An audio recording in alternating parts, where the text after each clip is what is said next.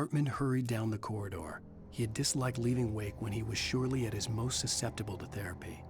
But this was not an ordinary storm. Wake had been writing, and he had woken something up in the depths of the lake. Now, it was coming for him. Hartman had naturally prepared for a situation like this. The idiot brothers would keep Wake distracted while Hartman double-checked everything, just to be sure.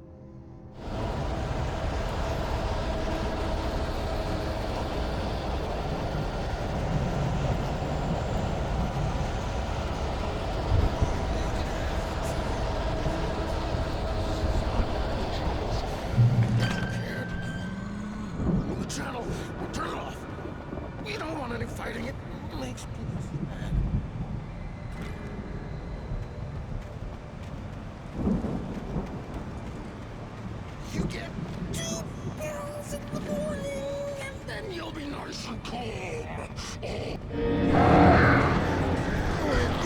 3 pills in the evening. You'll sleep like a baby.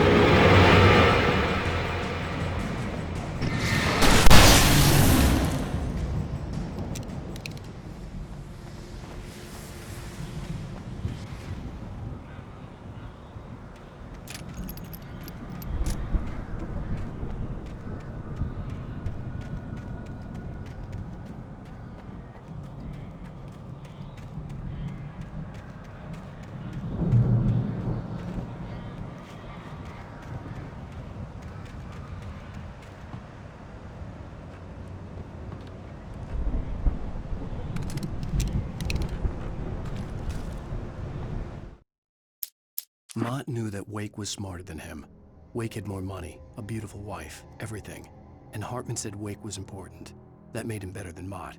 But Mott was calling the shots now. He'd expected Wake to whimper and grovel, but instead, he seemed willing to fight. Mott knew he'd gotten under Wake's skin. If only Mott actually had his wife. The thought made him shiver.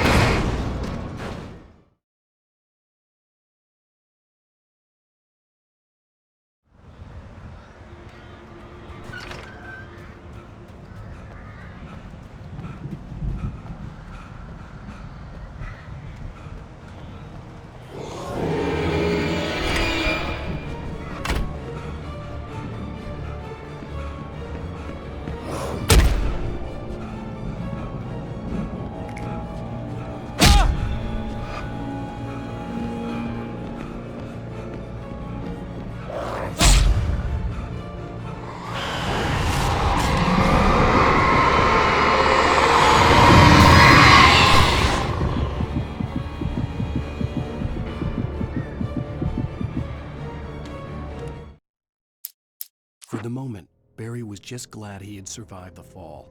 He had been separated from Al, and there was no easy way to climb back up. He told himself he'd be okay in the gloomy forest at night. He would just have to wait for a while for Al to find his way down. Barry turned when he heard the heavy footsteps and saw the movement. The man-shaped shadow lunged at him from the bushes, an axe held high. Barry screamed and threw up his hand. The world exploded.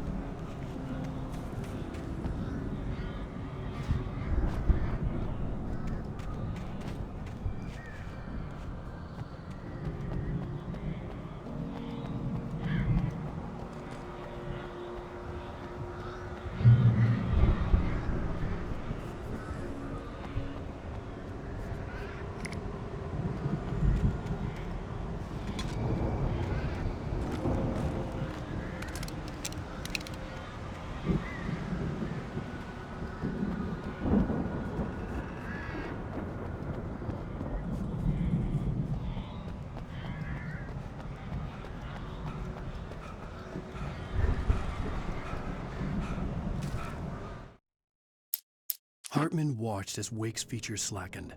The man was bullheaded, no doubt. Even lying on the bed, he'd almost broken Hartman's nose the second time. But with a little time, he could break Wake down, give him proper direction.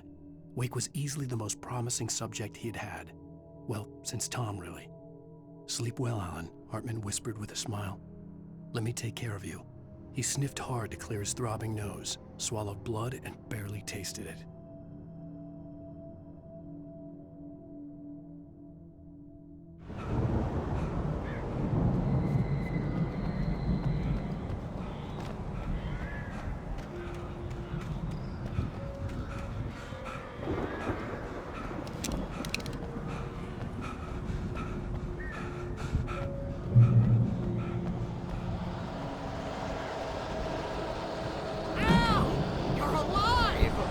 Let's get out of here.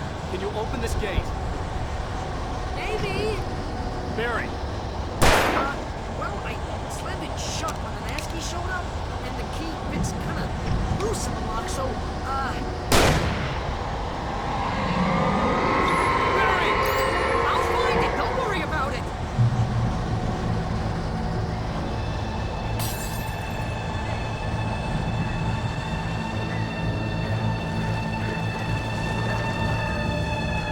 Hurry up, Barry! I'm on it. I'm on it.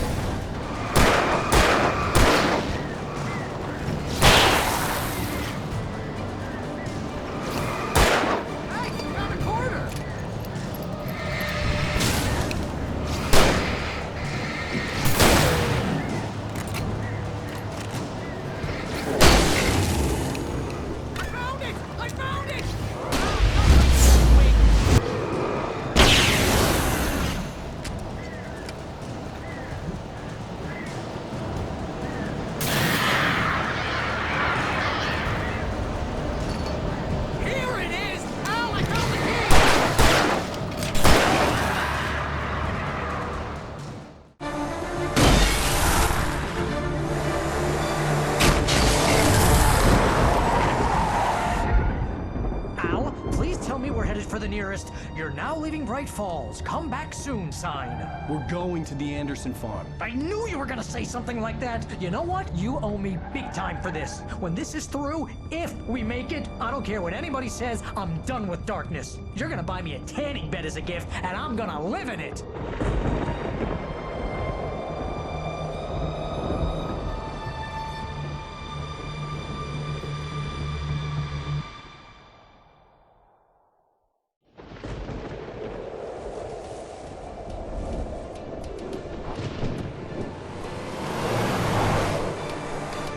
I'm crazy, but that's fine, Barry.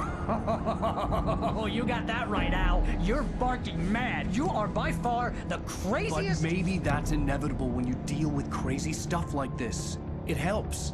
This is happening, Barry. Alice, they never had Alice. She's trapped in the darkness at the bottom of the lake, but she's not dead. Al, how can you know that? I know, Barry. I can... Al, No, listen. I can bring her back. I can find her.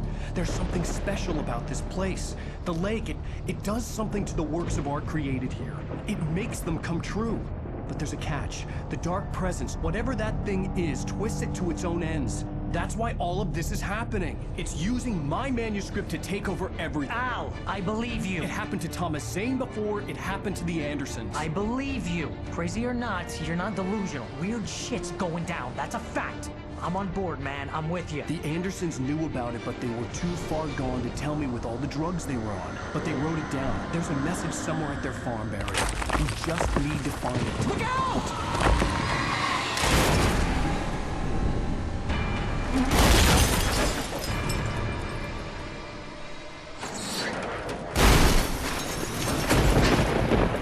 Al! God damn it, Al, talk to me!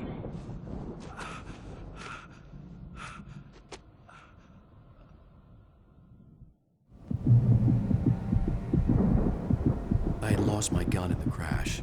Barry was nowhere to be seen. Barry!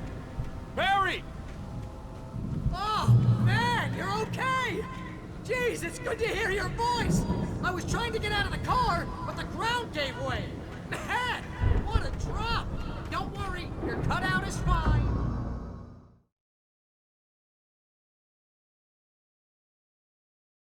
Man, you're okay! Jeez, it's good to hear your voice! I was trying to get out of the car, but the ground gave way! Man, what a drop! Don't worry, your cutout is fine! Forget that! Are you okay? I hit some bushes, didn't get a scratch! There's no way you can climb down, though! It's like a sheer wall! Ah! Al! There's something moving down here! Barry, it's a Taken! Use a flare, Barry! Woo! Yeah! Barry, are you alright? I'm good, Al! I'm great! Guess you never messed with anyone from New York City before, huh?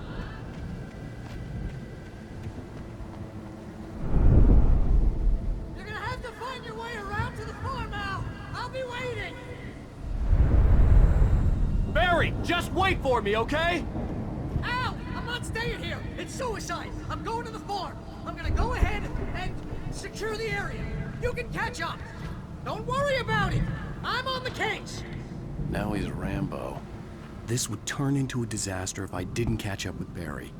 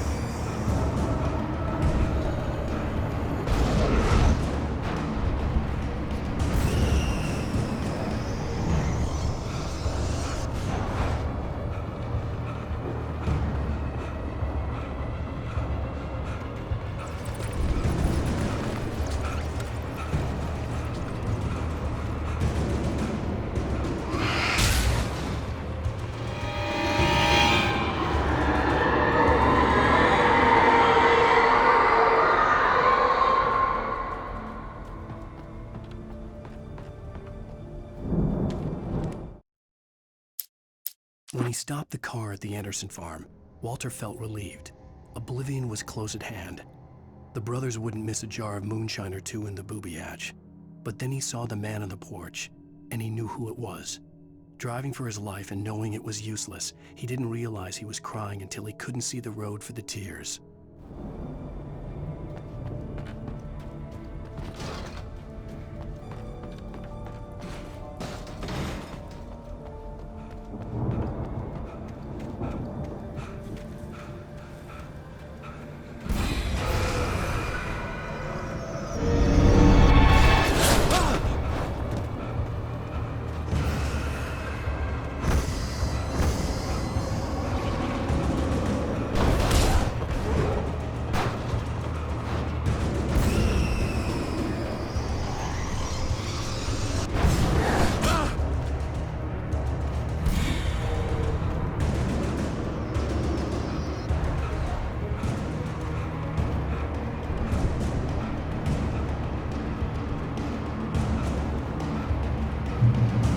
Shadows crawled over the gate. I needed a light to destroy them to get through.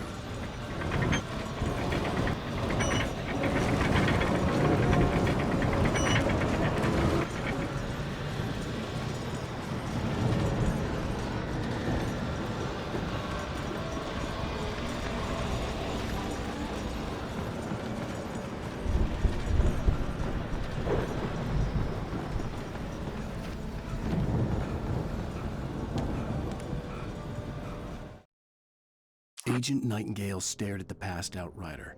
The man was sleeping off one hell of a night. Nightingale felt a stab of envy at Wake's oblivion, but he had a job to do. He put the gun to Wake's head and almost became a murderer. His hand shook and his throat felt tight and dry.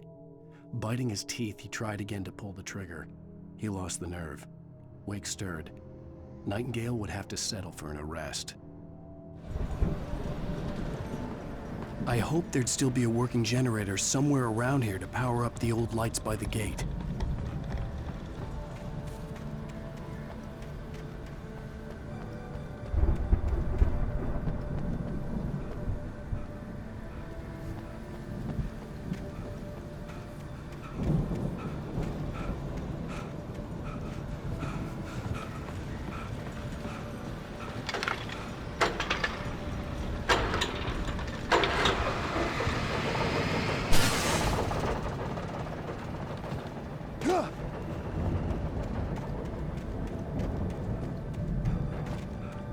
I could sense the movement in the woods ahead.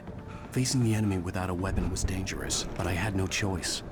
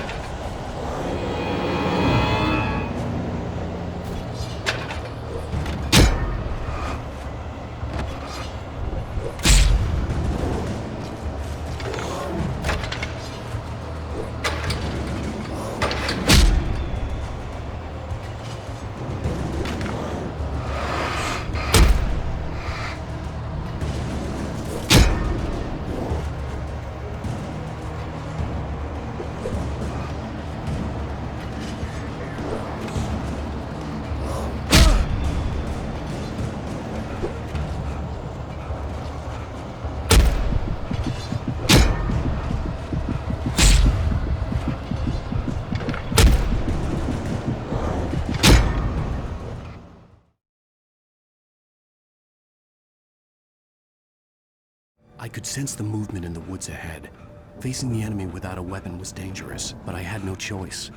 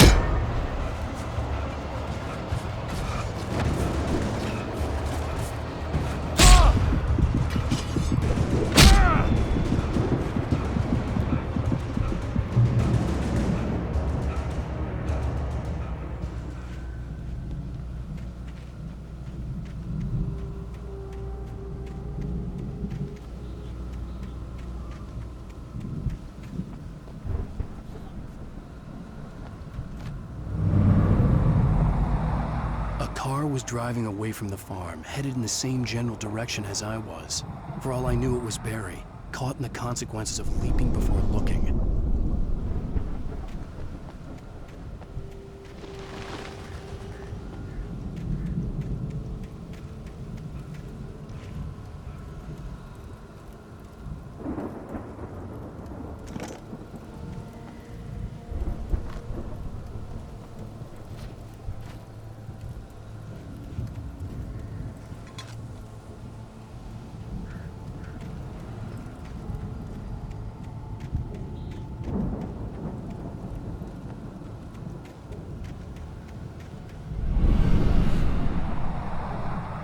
The car was heading for the cabin up ahead.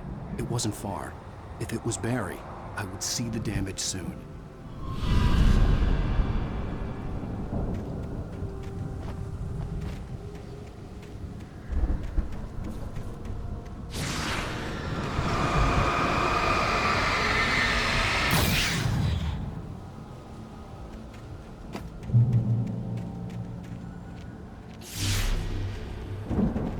I'm trying to deliver each page to the right time and place.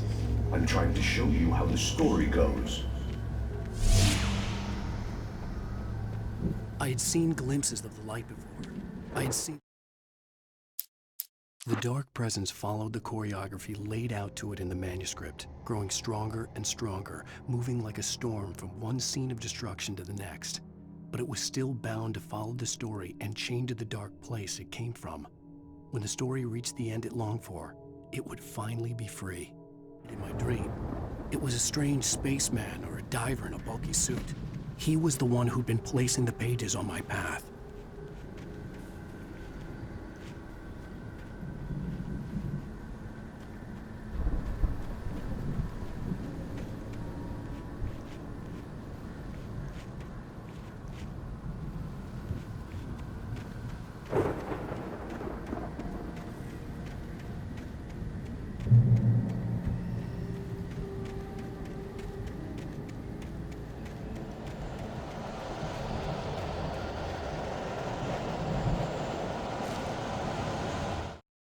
The storm raged on as the Anderson brothers walked unsteadily away from the clinic with the other patients in tow, knowing that this time they wouldn't return.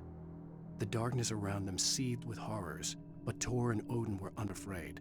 Their eyes glinted with guile. They knew every secret path, and there was blood on their hands. They had fought these shades before.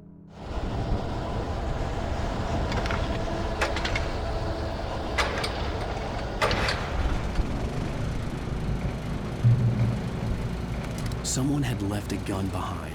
Now I had a fighting chance of reaching the farm.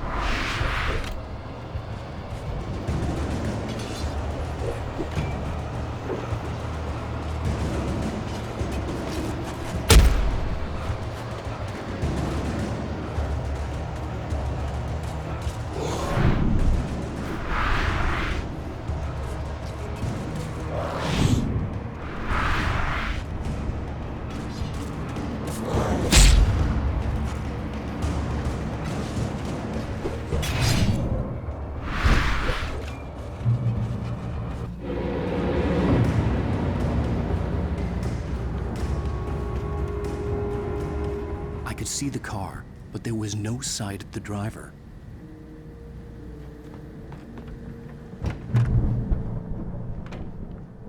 Hello? Anybody here? Barry! No! Danny, you're not! Ah! Please! Ah! What are you? Ah! No! Don't! I'm sorry! Ah! Ah!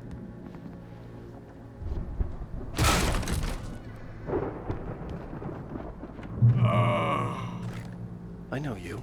You were in jail the other day. I went to the farm again for the moonshine, you know? It makes you see. They're not gonna miss it. They're in the loony bin.